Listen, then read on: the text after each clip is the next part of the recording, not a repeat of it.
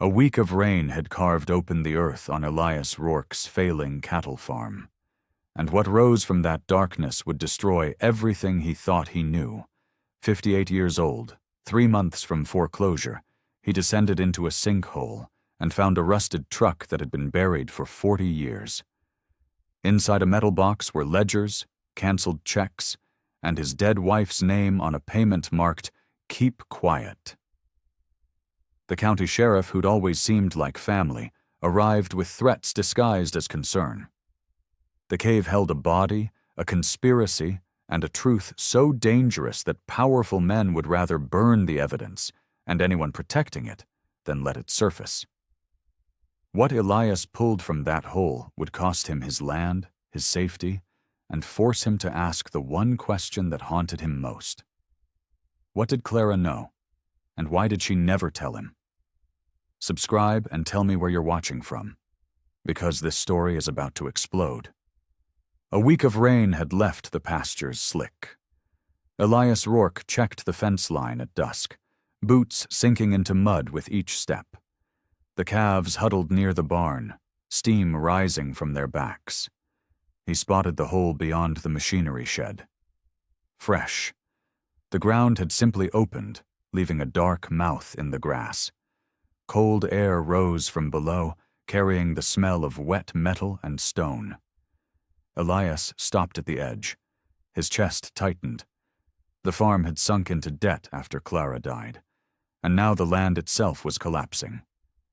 He kicked a stone into the darkness. It clattered for 3 seconds before silence swallowed it. "Christ," he said. He tested the rim with a fence post. The earth held. He leaned forward, squinting into the black. The beam of his phone flashlight barely penetrated. Something gleamed down there, metal maybe, or water. The wind picked up. Thunder rumbled in the west, another storm coming. Elias straightened and backed away. His hands shook. He told himself it was just a sinkhole. The karst geology under the farm had always been unstable. The county inspector had warned him years ago about caverns collapsing. But that smell, rust and diesel and something else, something wrong. He fetched a lantern from the barn and set it beside the hole. A marker for morning. The pasture looked strange in the fading light, all shadows and sinkholes waiting to happen. He thought about calling the county, but it was late, and he didn't want anyone telling him the land was condemned. Not yet. Back at the house, he poured whiskey and stared at the kitchen wall. Clara's garden calendar still hung there, 3 years out of date. He should take it down. He never did. The rain started again at midnight. He lay in bed listening to water drum the roof. Somewhere out there, the hole was filling, or growing, or both. Sleep came in pieces. At 4 in the morning, he gave up and made coffee. The lantern still glowed by the hole, a yellow eye in the dark. He dressed in layers and found his climbing rope in the workshop. 60 feet of braided nylon, dusty but sound. He stood at the window and watched dawn creep over the ridge. The calves moved toward fresh grass. The hole waited. Elias drank the last of his coffee. His reflection stared back from the dark glass. 58 years old. Alone on failing land. Nothing left to lose except the dirt itself. He grabbed the rope and headed out. The rope hissed through Elias's gloved hands as he lowered himself into the hole. His headlamp carved a cone of white through the darkness. The walls were limestone, slick and pocked with fossils. 10 feet down, his boots found solid rock. He tested his weight. The floor held. The chamber opened around him, 15 feet wide, maybe 20 deep. His light swept the space and stopped on twisted metal. A truck. Rusted through, nose wedged between fallen slabs. The windshield was gone. The hood had buckled inward. Elias's breath came short. He moved closer, boots scraping stone. The truck was old. 60s, maybe early 70s. The paint had flaked away to orange rot. He circled it slowly. The cab was crushed, but the bed was intact. Nothing inside but sediment and shattered glass. Water pooled in the lowest corner, dark and still. His phone had no signal. The isolation pressed against him like a hand. Then he saw the box. It sat in a crevice above the waterline, wedged between two limestone shelves. Metal. Military green. A hasp held the lid shut, sealed with a lock that had rusted into a solid mass. Elias climbed toward it. His hands found holds in the porous rock. The box was heavier than it looked. He tucked it under one arm and descended. At the rope, he tied the box to his belt and climbed. His shoulders burned. Halfway up, a stone broke loose and clattered into the chamber. He froze, listening. Nothing fell after it. He hauled himself over the rim and lay gasping in the wet grass. The sky was gray and low. The box sat beside him, cold and silent. Elias dragged it to the workshop and shut the door. He set it on the workbench under the fluorescent light. The lock was solid.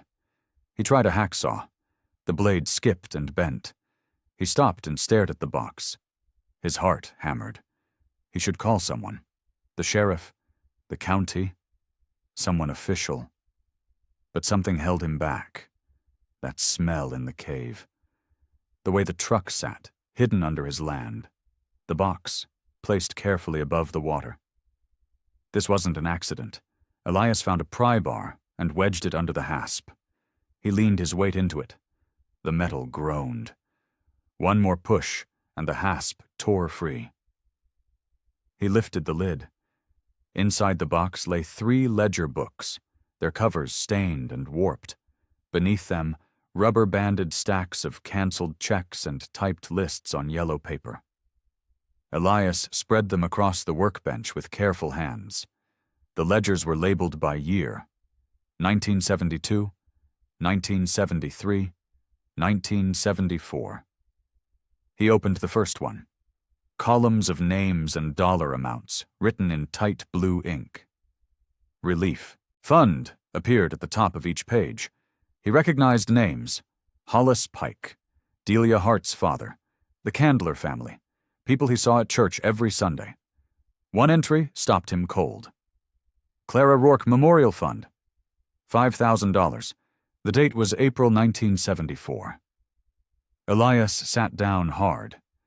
Clara had been 16 in 1974. She'd never mentioned a memorial fund. Her parents had been poor. They wouldn't have had $5,000.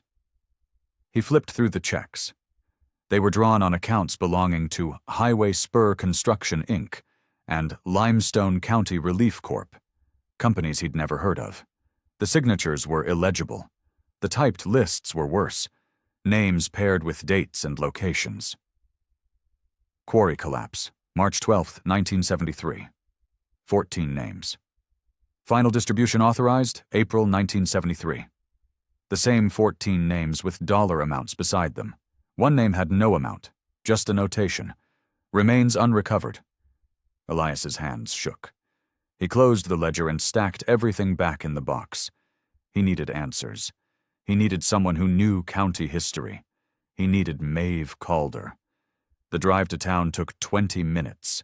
The courthouse sat on the square, red brick and white columns. Elias climbed the steps and found the records office on the second floor. Maeve looked up from her desk. She was 42, sharp-eyed, and never smiled without cause. Elias, I need to see a boundary plat, he said. Which parcel? Mine. She studied him for a moment, then rose and led him to the map room. The plat books lined the shelves in chronological order. She pulled one down and opened it to his section. Elias traced the boundary with his finger. Something was wrong. The western edge didn't match the fence line. It extended 30 feet farther onto what had been quarry land. He looked closer. The coordinates were typed. Neat. Professional. But the paper underneath showed faint white-out marks. This been altered? He asked. Maeve leaned in. Her expression hardened. I'll pull the original microfilm after lunch. Elias drove home with his mind racing. The plat had been changed. His land had absorbed a piece of the old quarry, the same quarry mentioned in the ledgers. He parked by the barn and saw the sheriff's cruiser in the drive. Whit Candler stood by the sinkhole, hands on his hips. He was 60, silver-haired, and wore his uniform like a second skin. He'd been sheriff for 20 years. Elias, he called. Heard you had some ground give way. News travels fast. Public safety matter. Candler walked closer, his eyes moving over the barn, the workshop, the house. Mind if I take a look? Already looked. It's just a hole. Karst'll do that, but if it grows, could be a hazard. Candler smiled. It didn't reach his eyes. Might need to cordon it off. Maybe get an engineer out here. I'll handle it. County could condemn the area if it's unstable. Wouldn't want that. The threat hung in the air. Elias kept his face neutral. Appreciate the concern, Whit. Candler nodded slowly. He glanced at the workshop. Find anything down there? Sometimes old wells or mine shafts have junk in them. Just rock. Good, good. Candler tipped his hat. You call me if that hole acts up. Don't want you getting hurt. He drove away slowly, gravel crunching under his tires. Elias waited until the cruiser disappeared, then went to the workshop. He pulled the box from under a tarp and pried at the second latch. It gave with a screech. Inside, beneath the ledgers, lay a manila envelope. He tore it open. A paycheck stub fell out. Limestone County Hospital Auxiliary. Made out to Clara Rourke. $500. The date was October 1991, the week she'd stopped chemotherapy. Elias stared at the stub. His vision blurred. Clara had worked part-time at the church thrift store, not the hospital. She'd never mentioned auxiliary work. And $500 in 1991 was serious money. He turned the stub over. A handwritten note in pencil. Final relief payment. Keep quiet. His chest went tight. He couldn't breathe. The workshop walls pressed in. Clara. They'd paid Clara. For what? Elias drove back to town with the stub in his pocket. The courthouse was quiet at midday. He found Maeve in the microfilm room, threading a reel onto the reader. Found the original? She said without looking up. The screen glowed white. She scrolled through the images until the plat appeared. The boundary line was different. Clear. No whiteout, no retyped coordinates. The quarry land stayed quarry land, Maeve said, until 1974. Then it transferred to your parcel in an administrative correction. Correction for what? Doesn't say. Just a note from the surveyor. She pointed to a signature. My Uncle Floyd signed off on it. Elias leaned closer. He worked for the county? He was a quarry inspector. Died in 1980. Her voice was flat. Lung disease, silicosis. Took him 6 years. She scrolled further. Another document appeared. A safety inspection report dated March 1973. Floyd Calder's signature at the bottom. Structural integrity confirmed.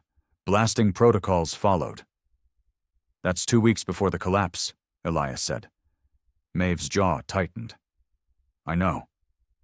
She printed the pages and handed them to him. Their eyes met. She knew what he was thinking. Her uncle had signed off on a lie, and 14 men had died. I found this in the cave, Elias said. He showed her the stub. Maeve read it twice. Her expression didn't change, but her hands curled into fists. Clara worked at the thrift store. That's what I thought. $500 is shut-up money. Yeah. She sat back and stared at the screen. My uncle signed a false report. Your wife took a payment 30 years later. What the hell happened out there? I don't know, but the ledgers might. Elias pulled the list from his jacket. These names match relief fund payments. Same people who got the quarry settled quietly. Maeve studied the Juace list. Recognition flashed across her face. Delia Hart's father, Reverend Pike's brother, half the county commission from back then. They're all still here. Yeah. She folded the list. And they're not going to want this coming out. Can you match these to county records? Tonight, your place. Elias nodded. Outside, clouds built in the west, another storm rolling in. He felt the pressure of it in his chest. Maeve, he said. Clara died believing I'd keep the farm. I'm 3 months from foreclosure. If I don't plant soon, I lose everything. Then we work fast. Maeve arrived at dusk with a laptop and a box of county files. Elias led her to the workshop and spread the ledgers across the bench.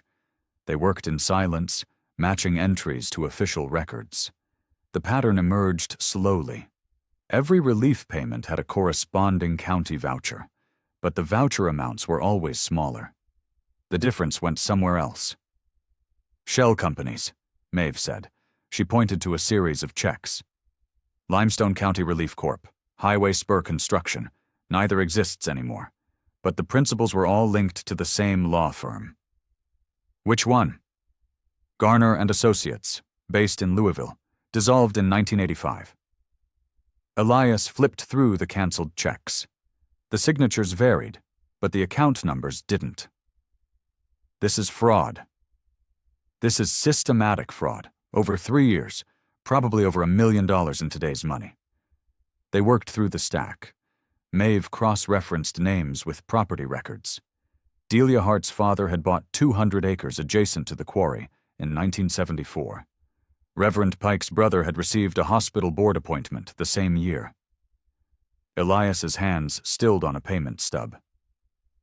Clara's name is here again. 3 payments, all marked final. Maeve looked at him. You didn't know? No. She might not have known what it was for. Or she knew exactly. His voice was rough. And she never told me. A sound outside.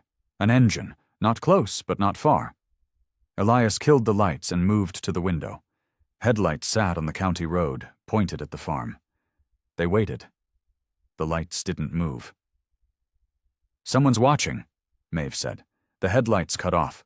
The engine stayed running. Elias's pulse hammered in his ears. He pulled the curtain back an inch. The vehicle was dark, big, truck or SUV, a knock at the back door. Elias left the lights off and moved through the dark house. Maeve followed. He opened the door with the chain latched. Sheriff Candler stood on the step, a paper in his hand. Evening, Elias. Sorry to bother you late. What do you need, Whit? Got a temporary safety notice here. County engineer says that sinkhole needs to be cordoned off until we can assess structural risk. He held up the paper.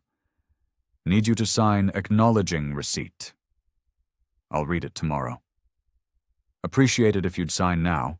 Just a formality. Elias took the paper through the gap. The notice was vague. Unsafe conditions. Risk of further collapse. No specific engineer named. Who filed this? Elias asked. Anonymous complaint. We have to follow up. Candler sniffed the air. You doing solvent work in there? Just cleaning tools. Mind if I come in? Like to make sure you're not storing anything flammable near the... I mind. Candler's smile thinned. Just trying to help, Elias. That hole's on your land, but if someone gets hurt, liability falls on the county. I'll sign. Elias scrawled his name and handed it back. Candler folded it carefully. Good man. Oh, and if you find anything unusual down there, give me a call. Old wells sometimes have junk people dumped. Chemicals, batteries. Best to let us handle disposal. He tipped his hat and walked to his cruiser. The headlights flared. He drove away. Maeve emerged from the hallway. He knows. Yeah. The truck on the road. That was him watching. Elias locked the door and turned the lights back on. His hands were shaking. He poured coffee and told Maeve about the stub, about Clara's treatment stopping the same week the payment came through. Maeve listened without interrupting. When he finished, she said, "My uncle signed the inspection report 2 weeks before the collapse. He knew the quarry was unstable. He signed anyway." "Why?" "I don't know, but I'm going to find out." She opened her laptop. "We need to inventory the cave, photos, documentation, before Candler finds a reason to shut you down." "Tomorrow morning?" "First light. Bring a camera and a meter if you have one." "I've got a volunteer fireman's oxygen meter in the barn."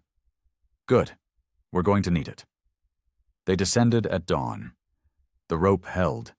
The chamber looked the same. Truck, pooling water, stone walls slick with mineral deposit. Maeve brought a cheap digital camera and started shooting. Elias circled the truck with the oxygen meter. The needle hovered in the yellow zone near the entrance. Deeper in, it dropped toward red. "Bad air," he called. "How bad?" "Manageable here. Worse near the back." Maeve photographed the truck from every angle. She crouched and shot the VIN plate through the shattered windshield. The numbers were pitted but readable. Elias waded into the shallow water. Something gleamed beneath the passenger side. A small metal box, locked, wedged under a limestone outcrop. He tugged it free, heavy, maybe 10 pounds. "Found something," he said. Maeve climbed down beside him. They examined the box. No markings, a simple hasp lock, rusted but intact. "Bring it up," she said. Elias tucked it under his arm and started climbing. The oxygen meter chirped. He ignored it and kept moving. At the surface, they laid the box in the grass. "We need to get that tonight," Maeve said. "With better equipment." "Winch and harness?" "Yeah. And we document everything before we touch it." Elias looked at the hole. The ground around it had softened in the rain. Cracks radiated from the rim. "It's not stable." "I know. If we wait, it might collapse. If we rush, we might die." Maeve stood and brushed mud from her jeans. "Tonight, we do it right." Elias nodded. His chest felt tight. This was the line. Once they pulled that box, once they documented the truck, there was no walking back. "Maeve," he said, "if this goes wrong—" "It won't. But if it does, if Candler shuts me down, if I lose the farm—" He met her eyes. "Clara's buried here. Her garden, everything we built. Then we make sure it's worth it." He looked at the cave mouth. The darkness waited. So did the truth. "Tonight," he said. Maeve nodded and walked to her car. Elias watched her drive away, then turned back to the hole. The box sat beside him, cold and heavy. He'd made his choice. No going back now. Tanner Rourke's truck appeared in the drive at noon. Elias heard it before he saw it. Diesel engine, straight pipes, loud enough to scatter the calves. He watched from the porch as his son climbed out. Tanner was 28, lean and sun-darkened from pipeline work. He wore steel-toed boots and a faded shirt with the sleeves cut off. His jaw was set the way it always was when he came home. "Heard you found something," Tanner said.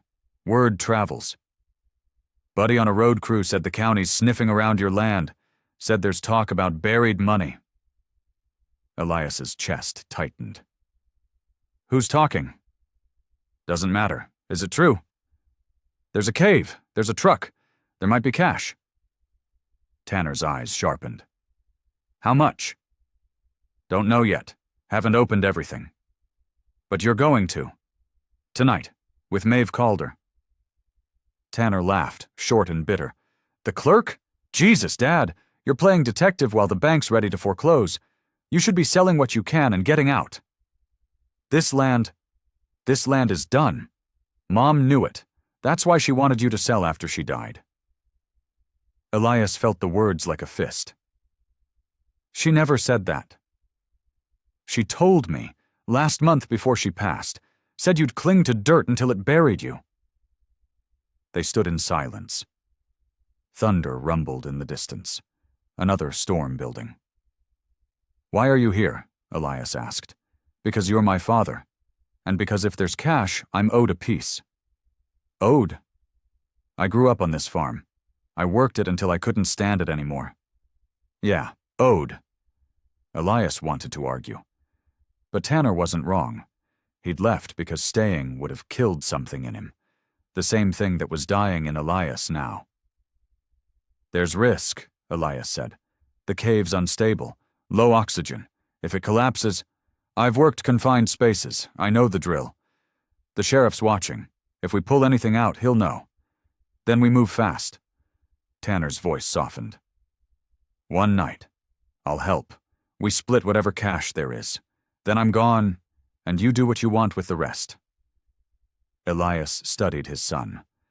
The same stubborn jaw, the same restless energy that Clara had loved and feared. Tonight, Elias said. Dusk. We use the winch and harness. We follow the oxygen meter. If it goes red, we surface. No exceptions. Tanner nodded. Deal. They shook hands. Elias felt the calluses on Tanner's palm. Pipeline work left marks. So did farming. Different scars, same struggle. The first drops of rain began to fall. They worked in the fading light.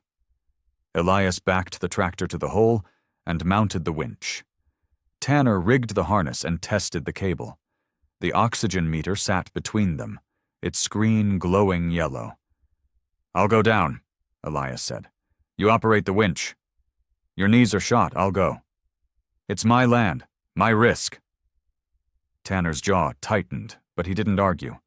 He clipped the harness to Elias and gave the cable a tug. You've got 30 feet of play. Don't go deeper than that. Elias descended into darkness.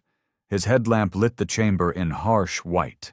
The truck sat in its stone cradle, patient and rusted. The water had risen. It lapped at the running boards now. He found the locked cash box under the limestone shelf and clipped it to his belt. Then he saw the second container, a flat tin. The kind used for documents, wedged behind the truck's rear wheel. He pulled it free. The oxygen meter chirped. Time, Tanner called from above. Elias clipped the tin to his harness and tugged the cable. The winch groaned. He rose slowly, boots scraping stone. The meter chirped faster. His head felt light. His vision narrowed. Then he was over the rim, gasping in the rain. Tanner hauled him clear and killed the winch. You all right? Yeah. They carried the boxes to the workshop. Tanner cut the lock with bolt cutters. The cash box opened with a metal sigh. Inside, shrink-wrapped bundles of bills, 20s and 50s, old currency, dozens of bundles. Elias pulled one out. The wrapper was brittle. The bills smelled like mildew and stone. Tanner stared. Jesus Christ. Count it, Elias said. They worked in silence. 50 bundles, $500 each, $25,000 total. Tanner sat back. His eyes were bright and hard. This is ours. This is evidence. Evidence of what? That someone hid cash 40 years ago. Dad, this could save the farm, pay off the bank, give you breathing room. Elias opened the document tin. Inside lay a typed list on yellow paper. Final distribution schedule, April 1974. 14 names, dollar amounts beside each. A note at the bottom. Remaining funds held in reserve pending closure. It's not ours, Elias said. It's not theirs either. They're dead or don't care. Maeve's coming. We're documenting everything before we decide anything. Tanner's expression darkened. You mean before you give it away? I mean before we understand what we have. Tanner stood and paced, his fists clenched and unclenched. Finally, he stopped and grabbed a bundle. I'm taking this. Collateral, for my time. Tanner. 1 bundle, 500. That's fair. He shoved it in his jacket and walked out. The workshop door slammed. His truck roared to life and peeled down the drive. Elias stared at the remaining cash. 49 bundles, $24,500, evidence of fraud or salvation or both. He counted the money again. The numbers didn't change. Maeve arrived an hour later with her laptop and a portable scanner. She saw Elias's face and stopped. What happened? Tanner took a bundle. How much? 500. She set down the scanner and looked at the cash. Her expression didn't change, but her voice went flat. You let him. I couldn't stop him. You didn't try hard enough. She pulled out her phone. I found something. Delia Hart filed a motion this morning to fast-track condemnation proceedings on the land adjacent to the quarry. Public safety improvements. Emergency action. When? Hearings in 3 days. Elias felt the walls close in. She's moving to bury this. Yeah, and she's got the county commission with her. Maeve opened her laptop and showed him the motion. The language was vague but urgent. Unstable karst geology. Risk to county infrastructure. Immediate remediation required. That includes my land. Probably. She's using shell companies again. Same pattern as the 70s. Maeve pulled out the document tin and started scanning. We need to copy everything tonight. Every page, every check, before they find a way to seize it. They worked for 2 hours. The scanner hummed, papers stacked on the bench. Maeve uploaded each file to a secure server as they finished. At 10, headlights swept the drive. They both froze. A car door slammed. Footsteps on gravel. A knock. Polite. Firm. Elias opened the door. Delia Hart stood on the step with a cardboard coffee carrier. She wore jeans and a barn jacket, looking casual and concerned. Elias, she said, heard you had some ground issues. Thought I'd bring coffee and see if I could help. Help how? I develop land. I know karst geology. And I know the county's about to make your life difficult. She smiled. May I come in? Elias stepped aside. Delia entered and set the coffee on the kitchen table. She glanced at the workshop door, open a crack. That's kind of you, Elias said. But I'm managing.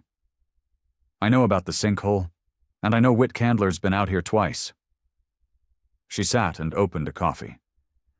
The county's going to condemn if they think there's structural risk. You'll lose access.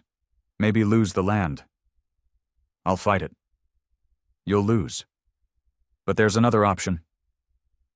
She pulled a folded paper from her jacket. I can buy the affected parcel. Fair price. No condemnation. No legal fight. You keep the rest of the farm and get enough cash to make your payment. Elias took the paper. The offer was generous. Too generous. Maeve appeared in the workshop doorway. What's the catch? Delia's smile thinned. No catch. Just a non-disclosure agreement. The highway spur audit's getting messy. Old contracts, old payments, people asking questions. If this sale goes through, quietly, everyone benefits. You mean you benefit, Maeve said. I mean we all avoid a long, expensive process that drags up things better left buried. Maeve stepped closer. Do you know the VIN on the truck in that cave? Delia's face went still. I don't know what you're talking about.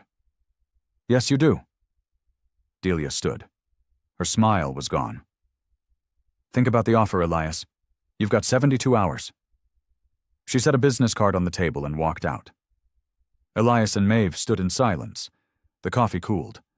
Outside, Delia's car started and drove away. She knows, Maeve said. Yeah. And now she knows we know. Elias looked at the card. Delia Hart Development. A Louisville address. A cell number written on the back. "We're running out of time," he said. They returned to the cave at dawn. The plan was simple. Extract the VIN plate and document the interior before Delia or Candler made their next move. Elias brought a hacksaw and a pry bar. Maeve brought a better camera and a tape measure. The descent was faster this time. The oxygen meter held steady in the yellow. Elias waded to the truck and peered through the shattered windshield. The VIN plate was riveted to the dashboard, visible but warped. "I can pry it loose," he called. "Wait." Maeve photographed the plate in place, then the entire cab from multiple angles. "Okay, go." Elias worked the pry bar under the plate. The metal groaned. One rivet popped. Then another. The plate came free with a screech. He held it up. The numbers were clear enough to read. Maeve shot close-ups, then climbed down beside him. "Check the cab, registration, papers, anything." They searched together. The glove box hung open, empty. The seats were rotted through. Then Elias felt something under the driver's seat. A brass tag on a chain. He pulled it free. The tag was stamped with a number and a name. "J. Morrison, Limestone Quarry." Maeve stared at it. "A miner's tag." "Yeah. Morrison was on the list, one of the 14. Elias turned the tag in his palm. It was heavy. Real. A man had worn this. A man who'd never come home. The oxygen meter shrieked. The needle dropped into red. "Out," Maeve said. "Now!" They scrambled for the rope. Elias's head swam. His lungs felt tight. Maeve clipped her harness and climbed. He followed, pulling himself hand over hand. His vision grayed at the edges. He broke the surface and collapsed in the grass. Maeve dragged him clear. They lay gasping, rain falling on their faces. "That's it," Maeve said. "We're not going back down." Elias nodded. He couldn't speak yet. His chest burned. They sat up slowly. The VIN plate and the miner's tag lay between them. Evidence, proof, a name for the dead. "We need to call the state," Maeve said. "Troopers, not county, not Candler." "You know someone?" "My cousin works the volunteer firehouse. He knows a trooper. Good one." Elias pocketed the tag and the plate. "Do it." They drove back to the house. Maeve made the call, while Elias showered and changed. When he came out, she was on the laptop. "Trooper's name is Wade Garrett. He'll meet us tomorrow if we can prove the site's intact and accessible." "What proof?" "Photos of the truck, the VIN, the tag, enough to justify a state investigation." Elias showed her the images on her camera. Clear, detailed, undeniable. "That'll work," Maeve said. A sound outside. Engines, plural. Elias moved to the window. 2 county trucks and a sheriff's cruiser sat at the gate. Orange cones appeared. A deputy unrolled caution tape. "They're boxing us in," Elias said. Maeve joined him. Delia Hart stood beside her car, talking to Whit Candler. She pointed at the house. Candler nodded and spoke into his radio. "72 hours my ass," Maeve said. Elias felt the trap close. The farm was isolated. 1 road in, 1 road out, and Candler controlled it now. His phone buzzed. A text from Tanner. "Where are you?" Elias typed back. "Home. Candler's at the gate." 3 dots. Then, "I'm coming." "Don't," Elias typed. Too late. Tanner's truck appeared on the county road, slowing as it reached the barricade. A deputy stepped out. Words were exchanged. Tanner's door opened. Elias grabbed his jacket. "Stay here!" "Elias!" He was already running. Elias reached the gate as Tanner shoved the deputy. Candler moved fast, stepping between them with his hand on his belt. Not the gun, the radio. Threat enough. "Easy," Candler said. "Nobody needs trouble." "Then move the cones," Tanner said. "This is a private drive." This is a safety perimeter. Active sinkhole investigation. Bullshit. Candler's expression went flat. Son, you don't live here anymore. You've got no standing. He's my father. That's my standing. Elias arrived, breathing hard. Tanner, go home. Not without you. I'm fine. No, you're not. They're boxing you in. Candler turned to Elias. Just following procedure. The county engineer's coming this afternoon to assess structural integrity. Until then, we're restricting access to essential personnel only. I live here. You can stay, but no visitors. No vehicles in or out except emergency services. Delia Hart approached, her face sympathetic. Elias, this doesn't have to be adversarial. We're just trying to prevent injury. Maeve's voice cut across the distance. She stood on the porch with her phone raised, recording. For the record, Sheriff Candler is preventing a landowner from accessing his property without a warrant or court order. That's illegal detention. Candler's jaw tightened. Miss Calder, you're not a lawyer. No, but I know county code. And I've already forwarded this video to 3 people, including a state trooper. The silence stretched. Candler looked at Delia. She shook her head slightly. Fine, Candler said. Elias can come and go, but the perimeter stays until the engineer clears the site. He waved the deputy back. The cones stayed. The tape stayed. But the gate opened. Tanner drove through. Elias followed on foot. At the house, Maeve met them with the laptop. I sent the video to Garrett. He's coming tonight. Unofficial. Why tonight? Elias asked. Because I also sent him the microfilm images, the altered plat, the falsified inspection report. She looked at Elias. He found something. A memo buried in the state archives. Deputy Whit Candler signed off on evidence transfer in April 1974. Moved materials from the quarry site to Rourke-adjacent parcel. Elias felt the ground shift. He buried it here. Not just buried. He used your land as a disposal site, and then he made sure the boundary changed so it looked legal. Why? Because the quarry collapse wasn't an accident. It was negligence, maybe criminal, and the relief fund was hush money.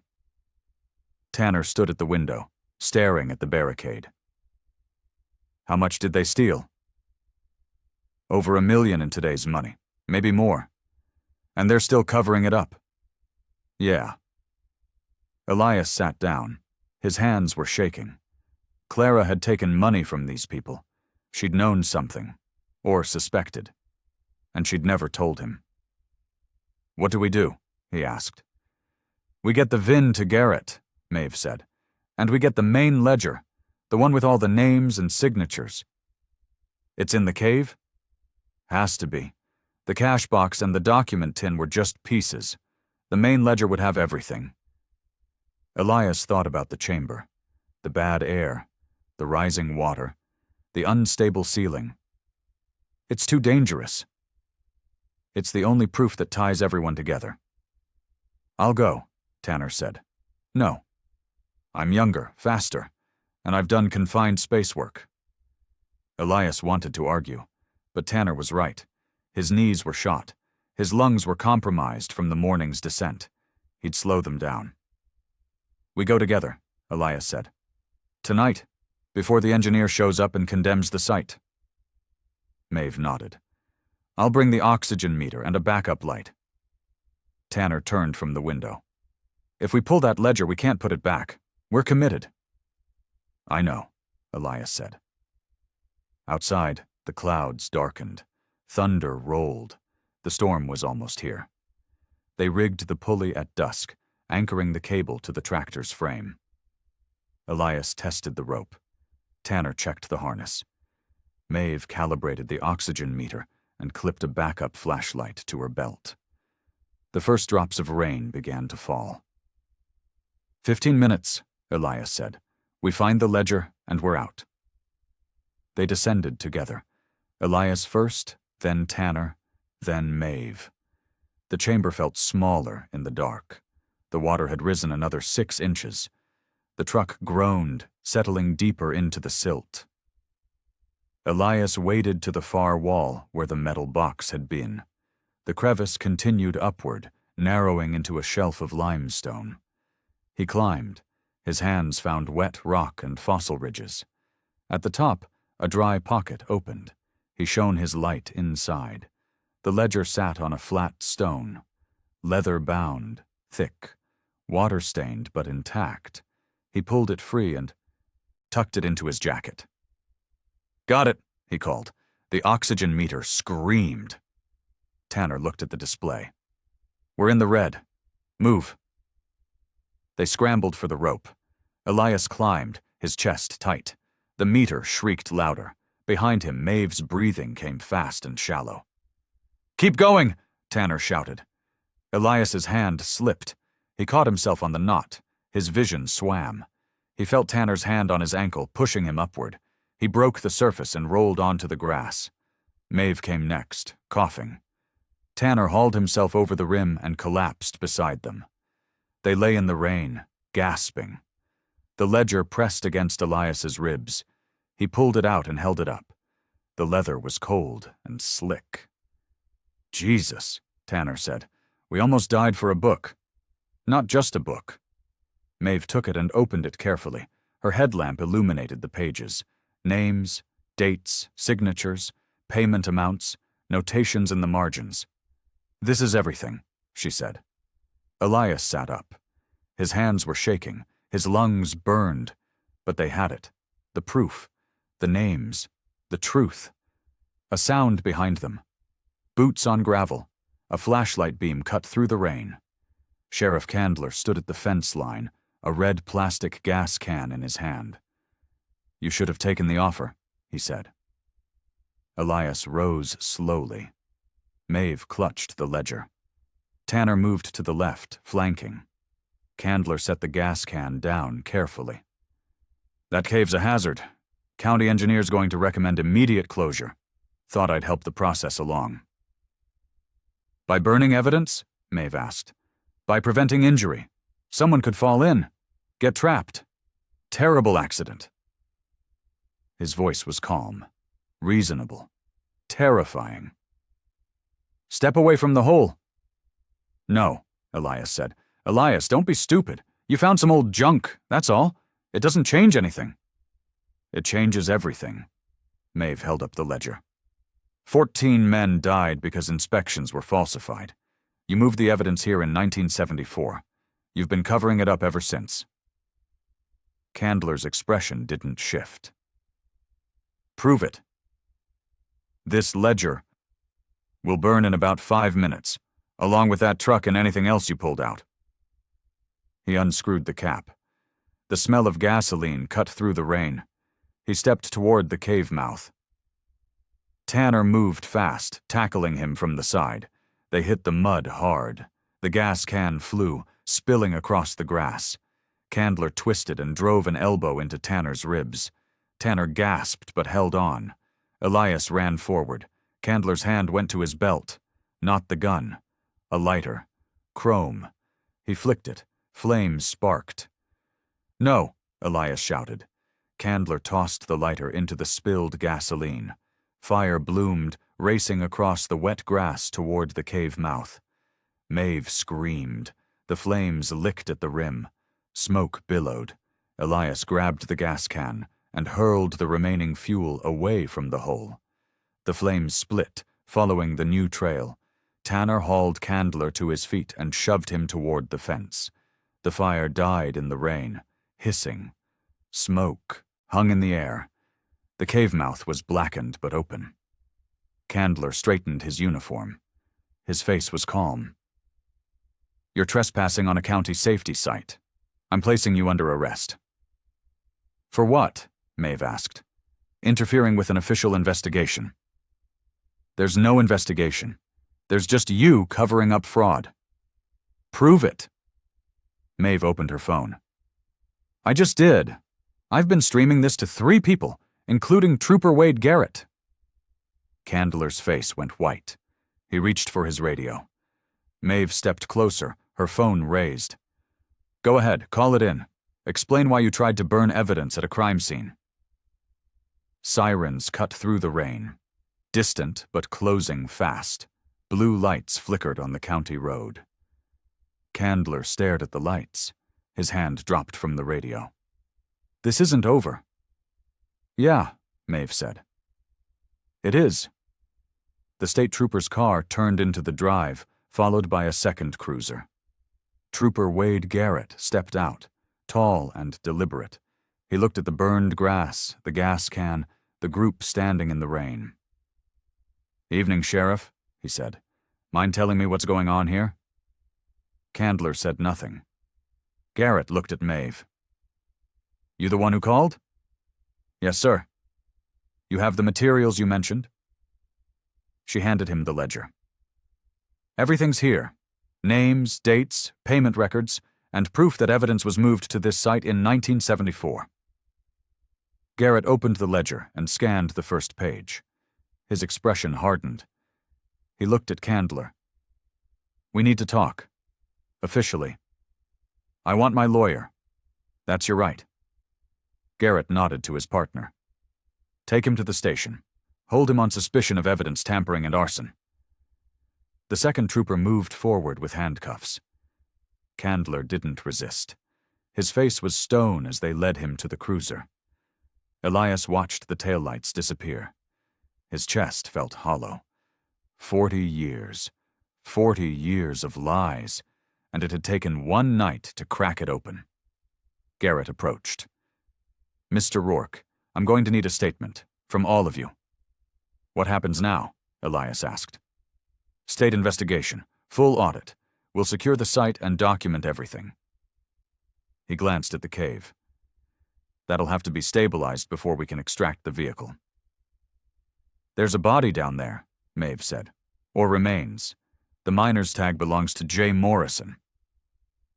Garrett's jaw tightened. Then we'll treat this as a recovery site. Could take weeks. Weeks. Elias thought about the farm, the foreclosure, the bank. I can't afford to wait. We'll move as fast as we can. The rain picked up. Lightning split the sky. Garrett gestured towards the house. Let's get inside. We've got a lot to cover. They walked together, exhausted. Elias looked back once. The cave mouth gaped in the lightning flash, dark and patient. The truth was coming up. Finally. The interviews lasted 4 hours. Garrett recorded everything, taking notes in careful longhand. He asked about the box, the ledgers, the cash. He asked about Candler's visits, Delia's offer. The altered plat. When they finished, it was past midnight. Garrett closed his notebook and stood. We'll need the original documents, all of them, chain of custody. Maeve handed over the ledger, the cash list, and the microfilm printouts. Elias gave him the VIN plate and the miner's tag. Each item was photographed, bagged, and logged. The cash? Garrett asked. In the workshop, Elias said. They retrieved it together. 49 bundles. Garrett counted them twice and sealed them in evidence bags. This'll be held pending investigation. If it's determined to be stolen funds, it goes back to the families or the state. And if it's not? Tanner asked. Then we'll see. Garrett left instructions. The site was now officially a crime scene. No one was to approach the cave without state authorization. A team would arrive in the morning to begin documentation. After he left, the three of them sat in the kitchen. The silence was heavy. Outside, the storm raged. We did it, Maeve said finally. Yeah. Elias's voice was flat. He didn't feel victorious. He felt emptied out. Tanner stood and poured coffee. What happens to the farm? Don't know. Bank's still calling. Foreclosure's still coming. The state might compensate you, Maeve said. For use of your land, for the investigation. Might. They drank in silence. The clock ticked. The storm hammered the roof. Elias thought about Clara, about the payments she'd taken, about the questions he'd never asked. At 2 a.m, Tanner broke the quiet. "I'm sorry." "For what?" "Taking the cash. Pushing you to walk away. I thought—" He stopped. "I thought you were clinging to something already dead." "Maybe I was. But you were right. Some things are worth fighting for, even if you lose everything." Elias met his son's eyes. Tired. Honest. Changed. "You came back. That's what matters."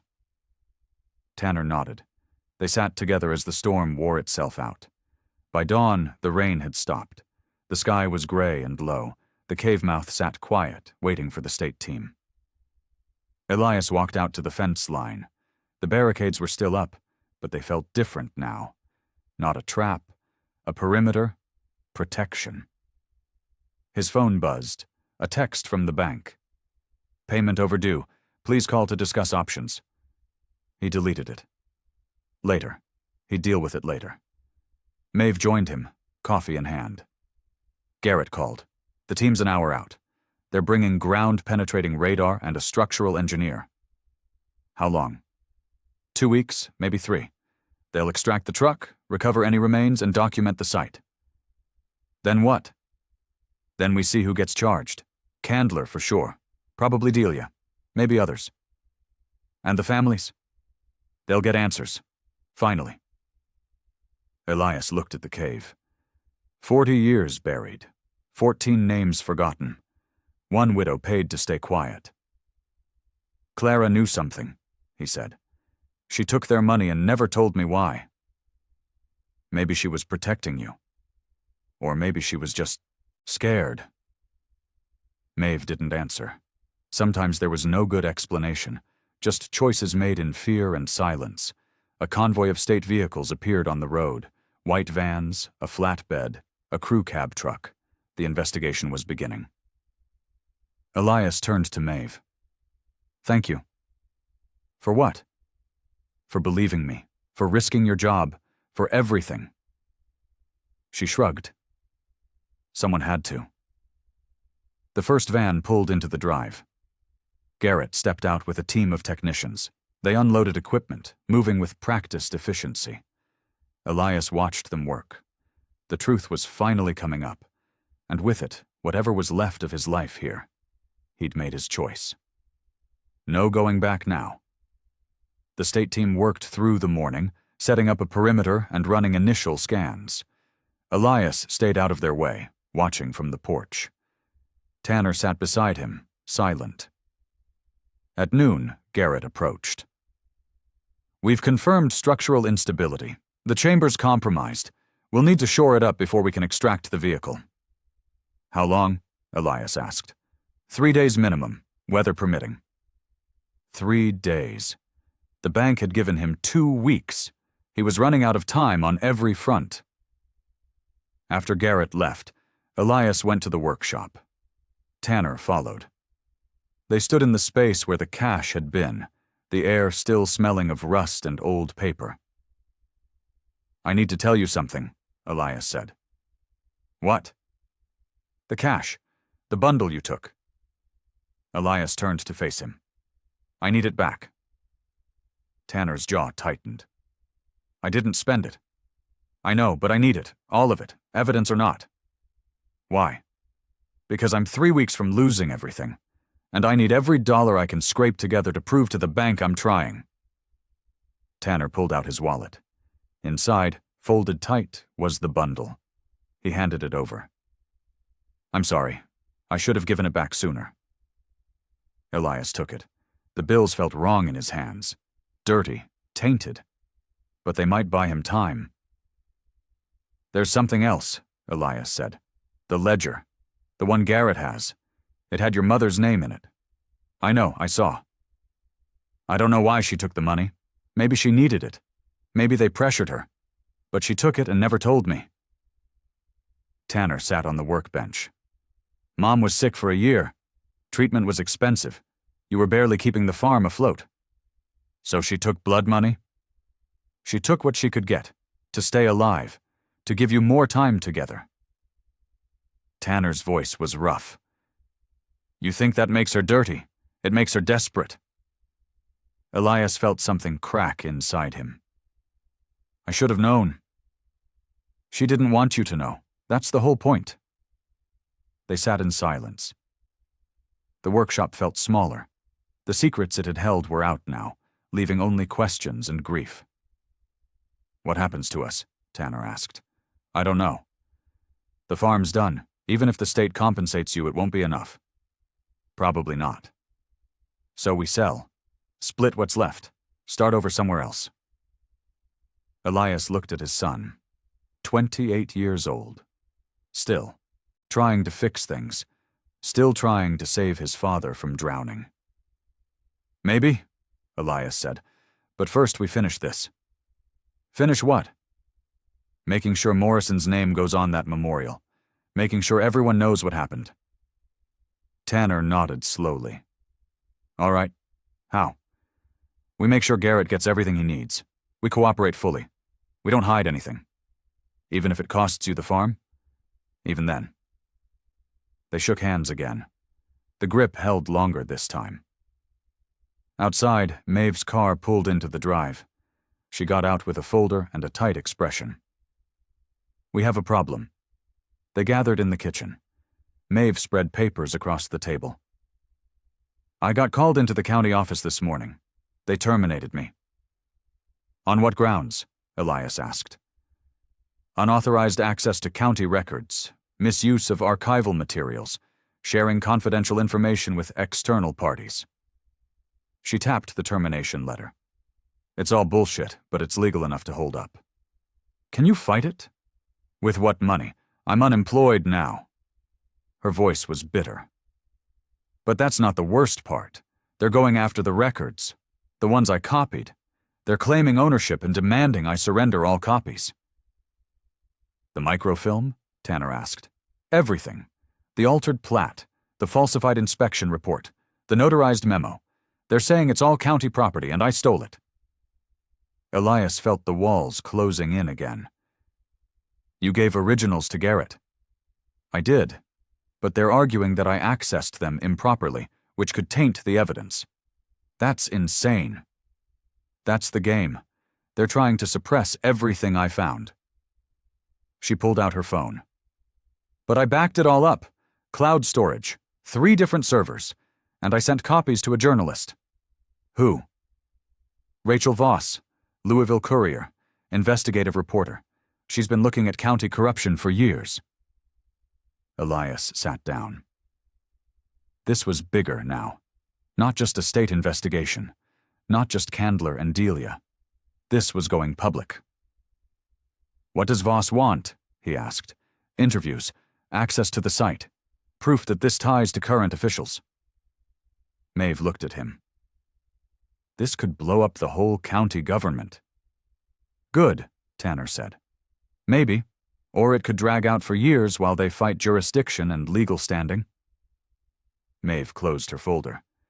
Either way, I'm in this now, all the way. A knock at the door. Elias opened it to find Reverend Hollis Pike standing on the step, hat in hand. He looked 10 years older than the last time Elias had seen him. Elias, Hollis said, may I come in? What do you want? To talk, to confess, I suppose. Elias stepped aside. Hollis entered and removed his hat. He nodded to Maeve and Tanner, then turned to Elias. I heard about Witt, about the investigation. And I need to tell you what I know. Hollis reached into his coat and pulled out a folded paper. I've been holding this for 30 years. I should have burned it. I wish I had. But I kept it. Insurance, I told myself. Now it's just evidence of my cowardice. He unfolded the paper. It was a torn page from a ledger. Names, dates, signatures. 2 of them were clearly forged. The ink was different, the handwriting too careful. This is from the Relief Fund ledger, Hollis said. The one that authorized payments to the families. My brother signed it. So did Floyd Calder. But their signatures are fake. Someone traced them after they were dead. Who? Maeve asked. I don't know. But the donor who gave it to me said it was insurance. In case anyone started asking questions, he could prove the dead men authorized it. That's fraud, Elias said. I know. I've known for 30 years, and I said nothing. Hollis's voice cracked. I took their donations. I built the new church wing. I kept quiet while families suffered and questions went unanswered. He set the page on the table. I'll testify. I'll tell Garrett everything. Whatever it takes to make this right. Elias stared at the paper. Another piece of the puzzle. Another name added to the guilty. Why now? Tanner asked. Because I'm dying. Pancreatic cancer. 3 months, maybe 6. I don't want to meet God with this on my soul. The room went quiet. Outside, the state team worked, their voices a low murmur. Inside, the weight of decades pressed down. Give it to Garrett, Elias said. Tell him everything. Hollis nodded. I will. And Elias, I'm sorry. About Clara, about all of it. He left without waiting for a response. The door closed softly behind him. Maeve picked up the torn page. This changes things. If signatures were forged, the entire relief fund was fraudulent. Which means everyone who took money was complicit, Tanner said. Elias thought about Clara, about the $500, about the week she stopped treatment. Had she known? Had she suspected? He'd never know, and that was the hardest part. The storm returned at dusk. Not rain this time, but wind that howled across the ridge and rattled the windows. The state team packed up and left, promising to return in the morning. The site sat empty, guarded only by yellow tape and floodlights that swayed in the wind. At 8, Candler's replacement arrived. A young deputy, nervous and apologetic. He handed Elias a legal notice. County condemnation order, effective immediately. You need to vacate for safety reasons. Vacate my own house? Just the immediate area around the sinkhole. The county engineer says the ground's too unstable. You can stay in the house, but you can't approach the site.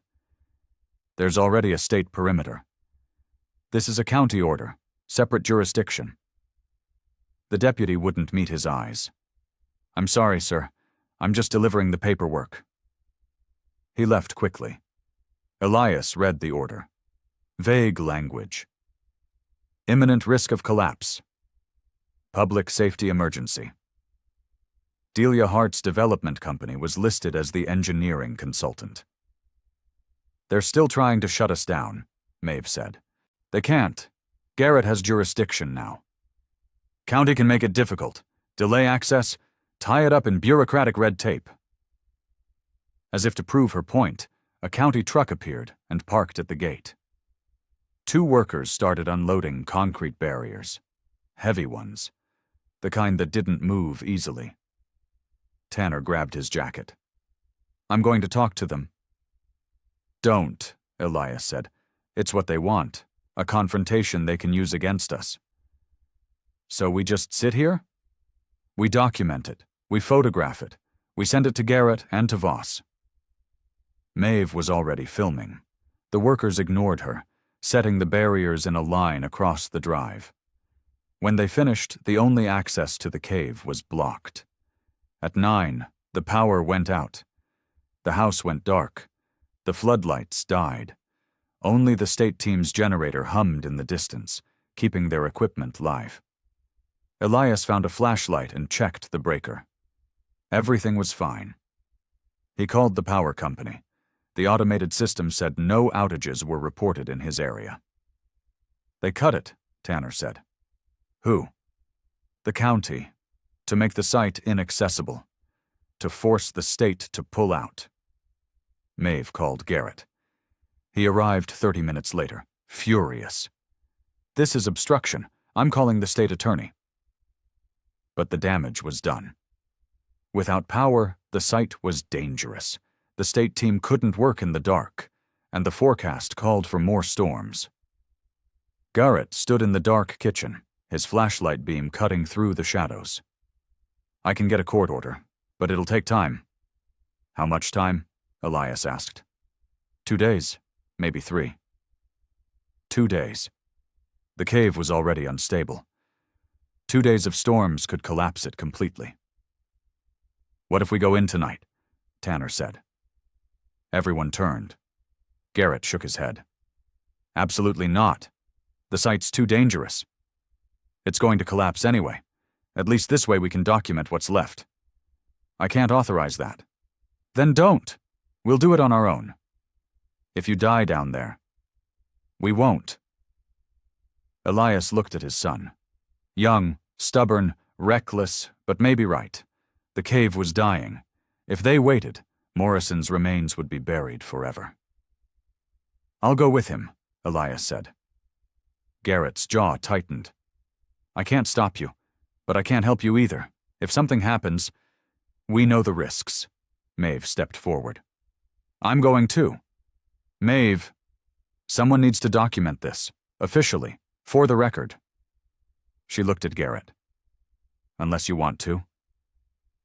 He hesitated, then shook his head. "I'm already skating on thin ice with jurisdiction. If I go down there without authorization, it could compromise everything." He pulled out a camera from his bag. "Take this. Timestamp everything. Get photos of the Vian, the remains, anything that proves this was a deliberate burial site." He handed them the camera and a handheld radio. "I'll be up here. You run into trouble, you call. I'll come down whether it's legal or not." They geared up in silence. Headlamps, harnesses, rope. The oxygen meter. Tanner checked the winch. Maeve tested the camera. Elias tightened his boots and tried not to think about Clara. At midnight, they descended into the dark. The chamber had changed. Water covered the floor now, black and still. The truck sat deeper, its roof barely visible above the surface. The air was thick and wet, each breath like swallowing mud. The oxygen meter chirped. Yellow zone.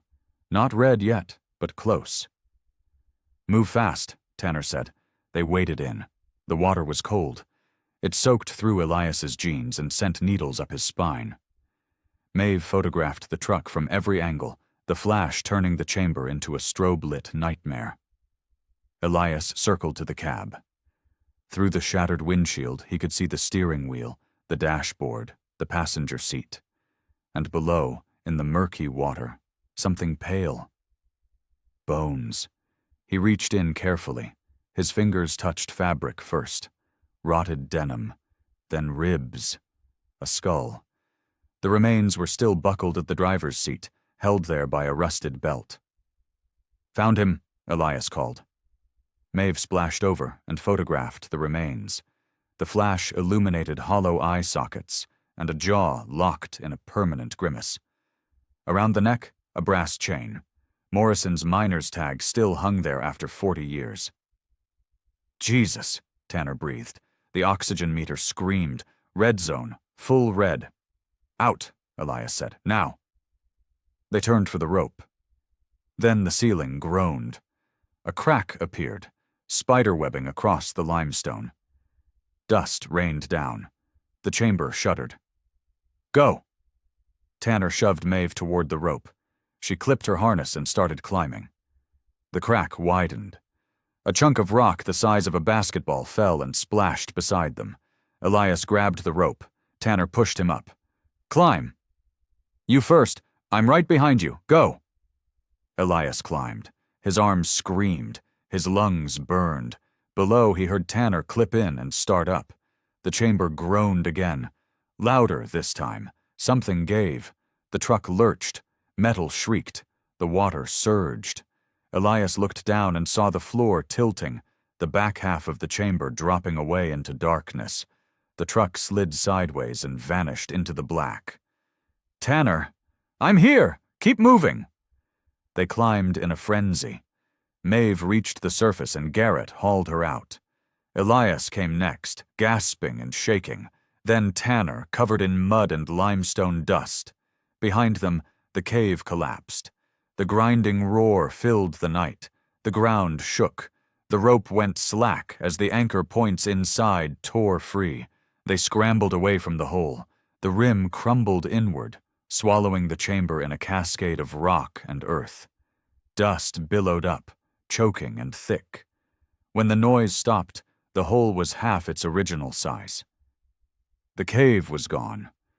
Morrison's remains were gone. The truck was gone. Buried again. This time for good. Elias lay in the grass, chest heaving. Beside him, Tanner coughed and spat mud. Maeve clutched the camera, her hands shaking. Garrett knelt beside them. "Are you hurt?" "No," Elias managed. "Did you get photos?" "Everything," Maeve said. She held up the camera. "The VIN, the remains, the tag, all time-stamped." Garrett took the camera and scrolled through the images. His expression hardened. "This is enough. This proves it." A sound cut through the night. Footsteps, flashlights. A voice called out, "State Police, nobody move!" More troopers appeared, surrounding them. Garrett stood and raised his hands. "I'm Trooper Garrett. These are witnesses. The site just collapsed." The lead trooper approached, shining his light across the ruined hole. "We got a call about unauthorized entry to a crime scene." "Who called?" "County Sheriff's Office." Garrett's jaw tightened. "The county's been obstructing this investigation from the start. These witnesses just documented evidence before it was destroyed." "That's for a judge to decide. Right now, you're all coming with us." They were loaded into separate cars. Elias watched the farm disappear through the rear window. The ruined cave, the dark house, everything he'd fought for, slipping away.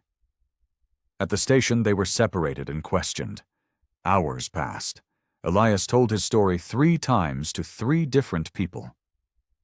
Finally, a state attorney arrived and spoke with the troopers in hushed tones. At dawn, Garrett reappeared. "You're free to go."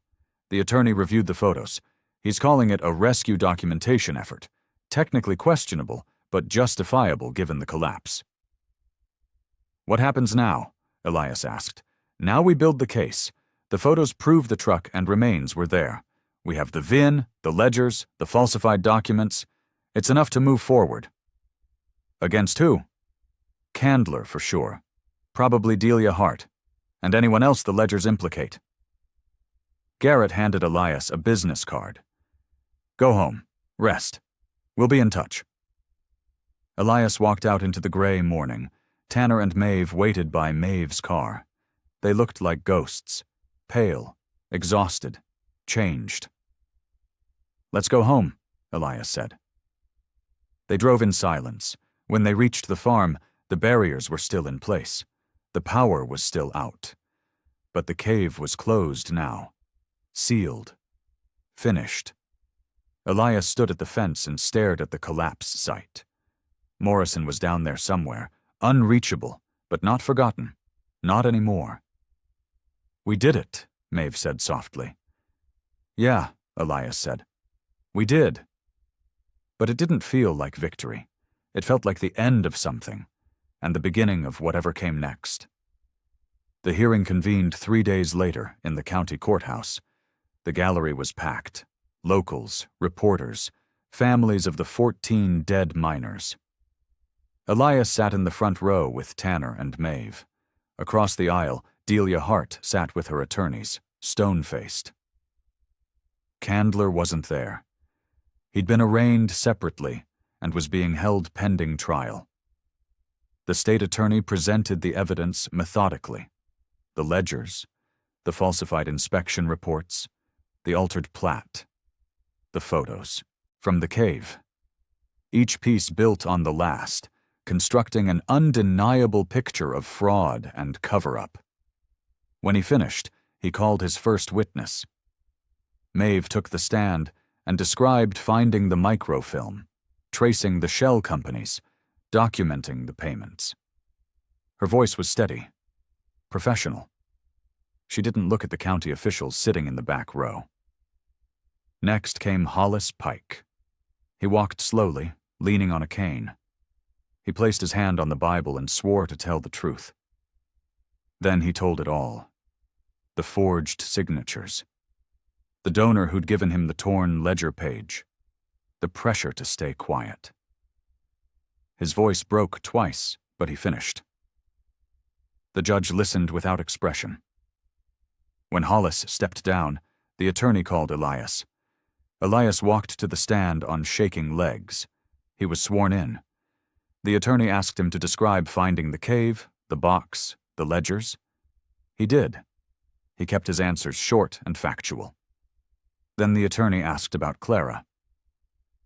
Your wife's name appears on several payment records. Did she ever discuss these payments with you? No. Did you know she'd received money from the relief fund?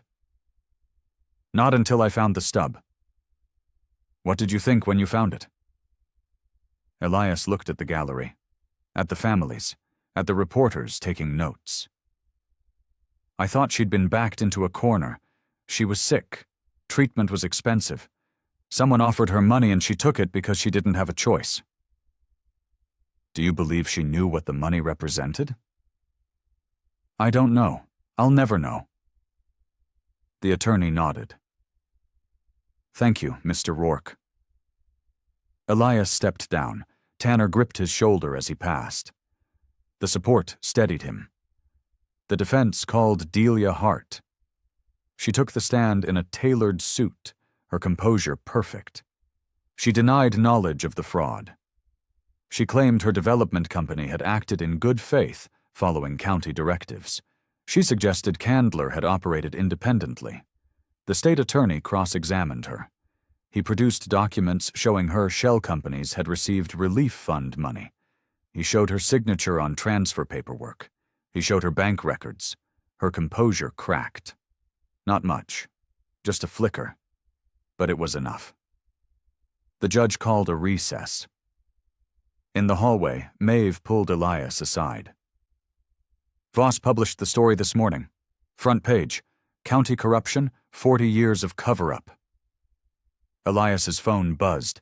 Emails, texts, news alerts. The story was spreading. When they reconvened, the judge made his ruling. The county's condemnation order was vacated. The state investigation would proceed. Candler would face criminal charges. Delia Hart's development company would be audited, and the site would be preserved as a memorial. The gallery erupted. Some cheered, some wept. The families embraced, decades of questions finally answered. Elias felt nothing, just hollow, empty, done. Outside, reporters surrounded them. Cameras flashed.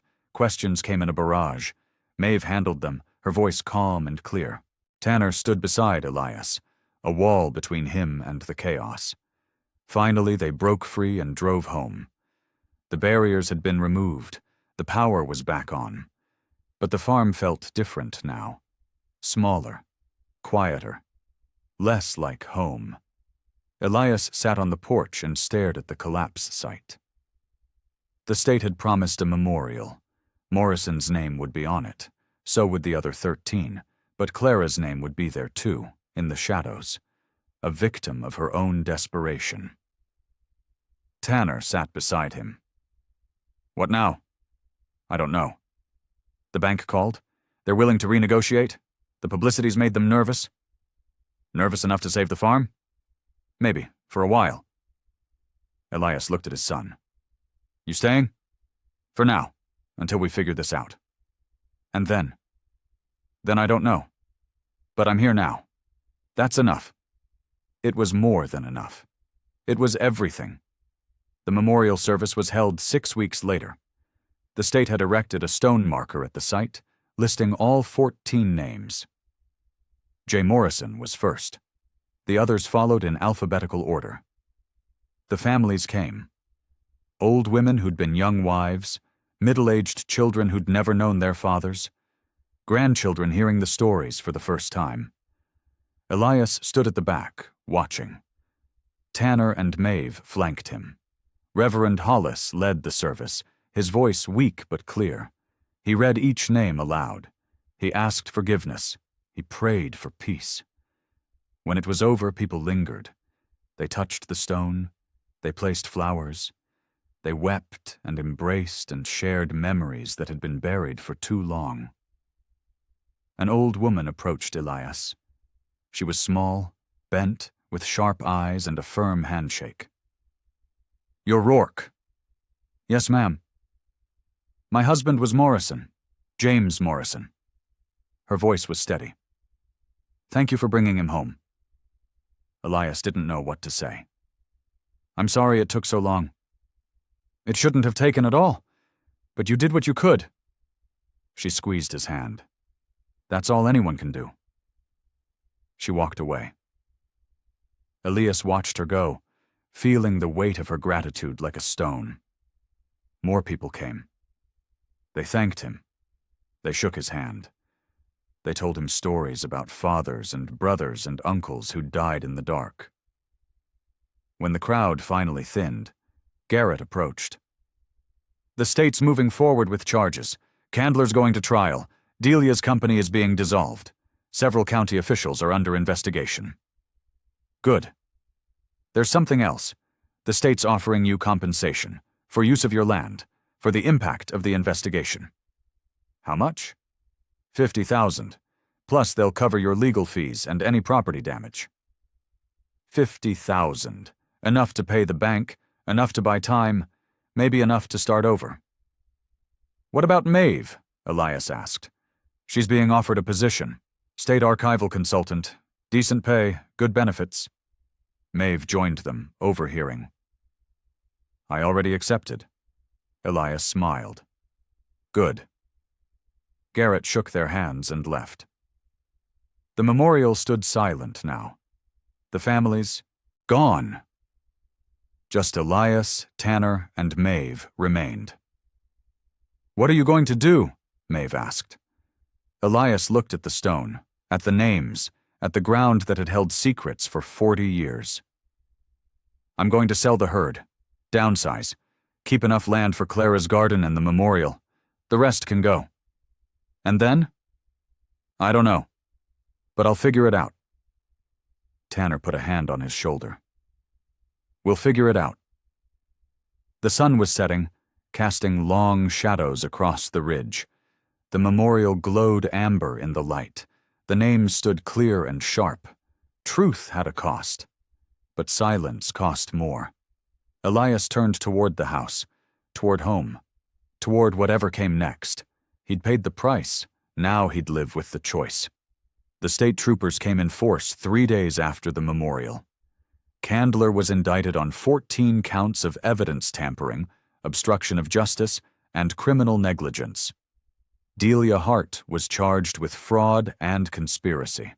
6 county officials were suspended pending investigation. Elias watched the news from his kitchen. The reporter stood outside the courthouse, recounting the story. 40 years of cover-up, 14 dead miners, 1 farmer who refused to stay quiet. His phone rang. It was the bank. The manager's voice was apologetic, almost nervous. "Mr. Rourke, we've reviewed your account. In light of recent developments and the state compensation, we're prepared to restructure your loan. Better terms, lower interest. We want to make this work." "Thank you," Elias said. After he hung up, he sat at the table and stared at Clara's calendar on the wall. 3 years out of date. He finally took it down. He folded it carefully and placed it in a box with her other things. Not forgotten, just not displayed. Maeve stopped by that afternoon with news. "The state archival project is moving forward. We're digitizing all county records going back to 1950, making them publicly accessible. No more buried files, no more lost history."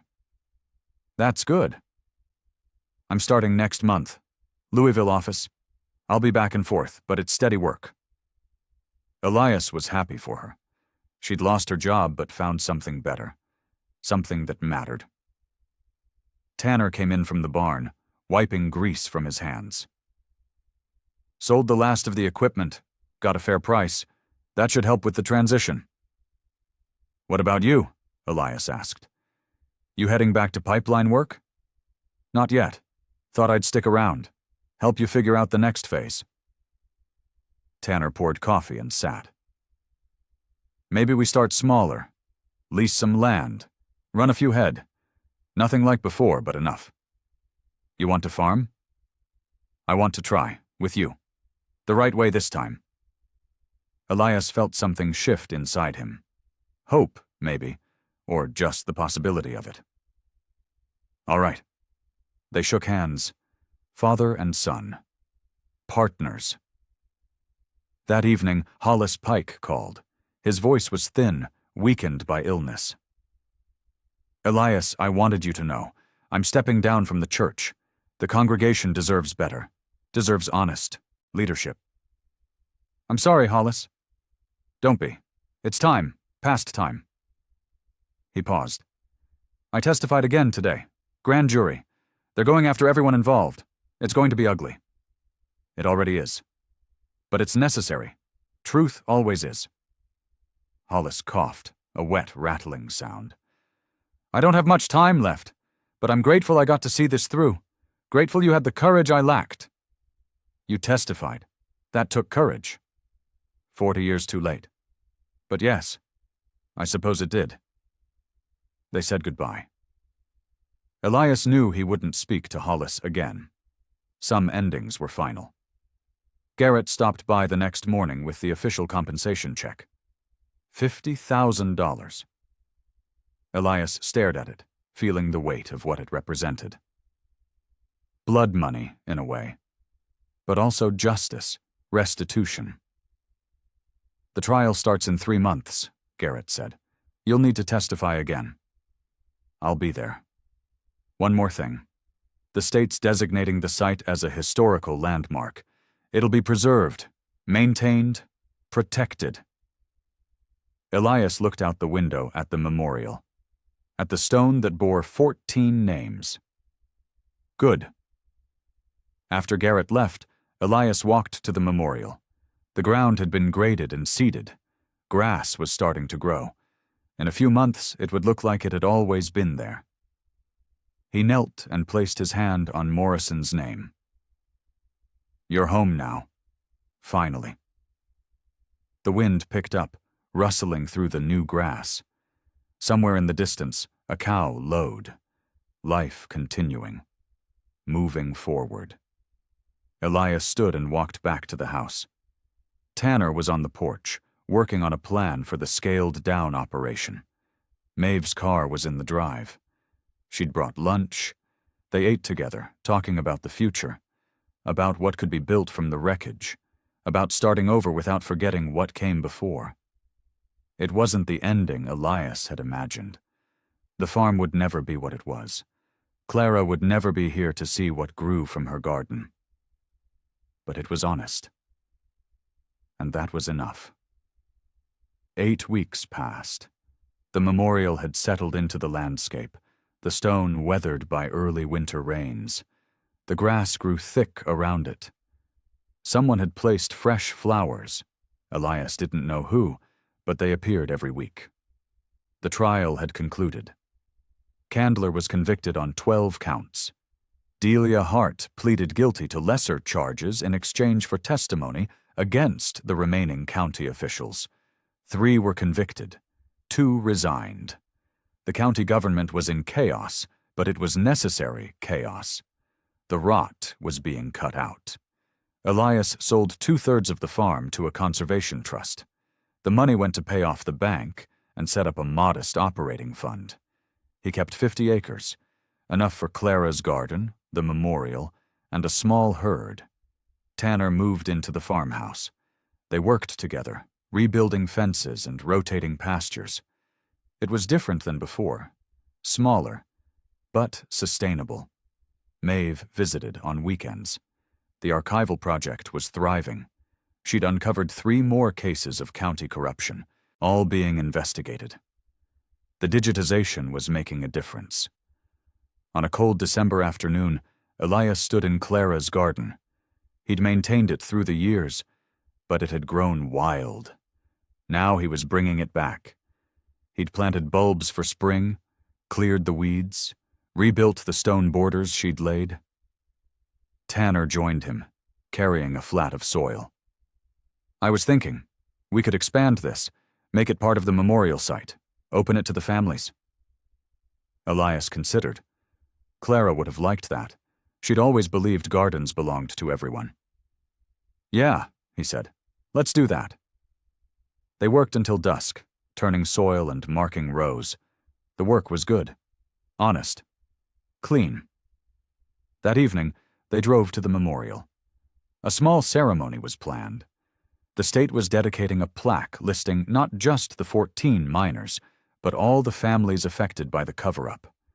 Morrison's widow was there. So were others. Children of the dead.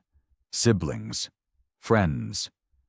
The community was small but growing, bound by shared loss and hard-won truth. The governor spoke briefly about accountability and justice. A local musician played fiddle. People shared stories. When it was over, Elias walked to the stone one last time. He pulled a mason jar from his coat. Inside was soil from Clara's garden. He unscrewed the lid and poured it at the base of the memorial. "This is from her," he said quietly. "From both of us." The soil settled into the grass. A small offering, a connection between the living and the dead. Tanner stood beside him. "She'd be proud of you." "I hope so."